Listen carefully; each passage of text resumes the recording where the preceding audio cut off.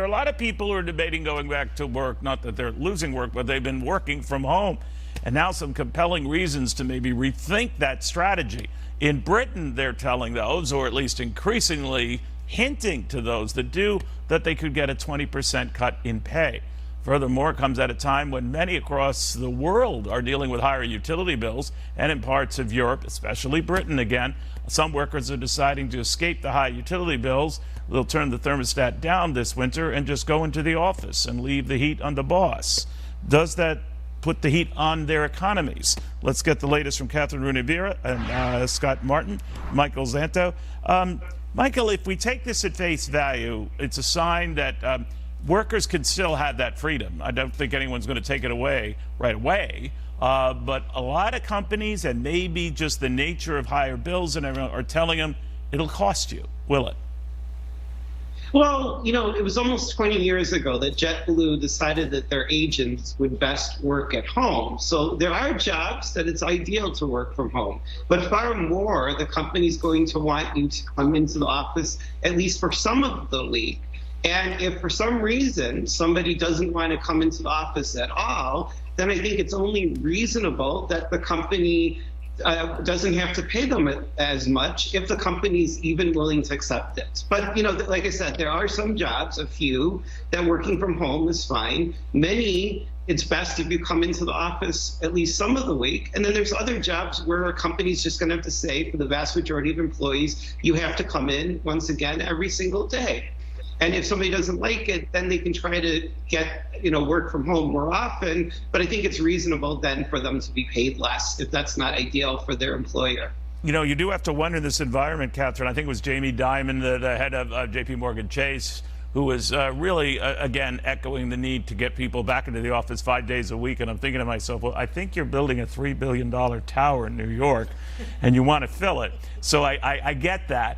But there's been subtle pressure on the part of other investment firms, money center banks, urging their people to get back. A little less so now in light of the crime in the New York area that has even the head of Goldman Sachs saying, all right, well, we understand your reluctance because it's scary to take a train. But it does seem to be the direction we're going, getting more people back in the office. What do you think? Yes, it does, but it all has to do with the strength of the labor market, Neil. When it's a red-hot labor market, then we're talking about benefits like flexible work or remote work or snacks in the office or whatever it takes to entice people off the sidelines, higher wages, you know, whatever you want to get people in the door. But when things change and when unemployment moves higher, and we're seeing that, we're seeing companies rescinding job offers now, we're seeing plans to fire people. And when that happens, then who cares about remote work? You want work. And I'll give you some numbers. In first half of this year, productivity dropped on average, Neil, in first quarter and second quarter of this year, 6%.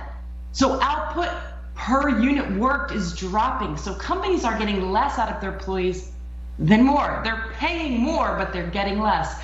Unit labor costs increase on average 12%. Wow. Annualized in the first half of this year. So things are going to change. And if I'm right and unemployment goes from record lows, 3.5%, to 4.5% or 5%, then you're going to be excited to have a job, whether you work remote or not. Well, there could be something to that. I didn't know all those numbers. You know, Scott, there is also the argument here that the pendulum could be predictably swinging here from workers who could sort of tell their bosses where to get off to workers now saying, well, you know, I'm not going to try to take as much time off. So I'm just wondering where you see this headed and whether, you know, Jerome Powell was right. You're going to be looking at economic pain. I know he was talking the bigger aggregate about inflation and all of that, but it has repercussions, right? Yeah, same thing has happened on our end. I mean, gosh, for the first half of this year, we didn't really have any power on hiring. I mean, folks would show up for the job or show up for the interviews and want so much more. I mean, as Michael said, you know, things more on pay, things more on benefits, and less time in the office. And I think the point was made well. Well, sure. I mean, there are some areas where you could work from home, maybe more on, say, a customer service aspect where you have your computer and set up and you can handle some things over the phone. But my goodness, when did work become the problem in many people's lives? I mean, when did people not want to be around others anymore and collaborate? And as Catherine said, you know, raise that level of productivity, because what's ended up happening now is, to your point, Neil, on the pendulum, it went too far over to that one side and it will swing back.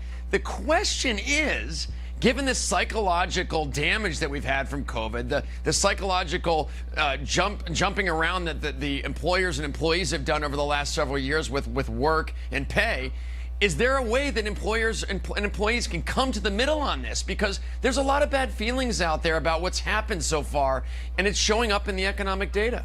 Yeah, and then you find out, you know, if your colleagues are doing something, you got to do something, and it adds to the pressure. I'm just angry because I found out the other anchors here are paid, and I just went apoplectic. But guys, thank you all very, very much. Good seeing you all.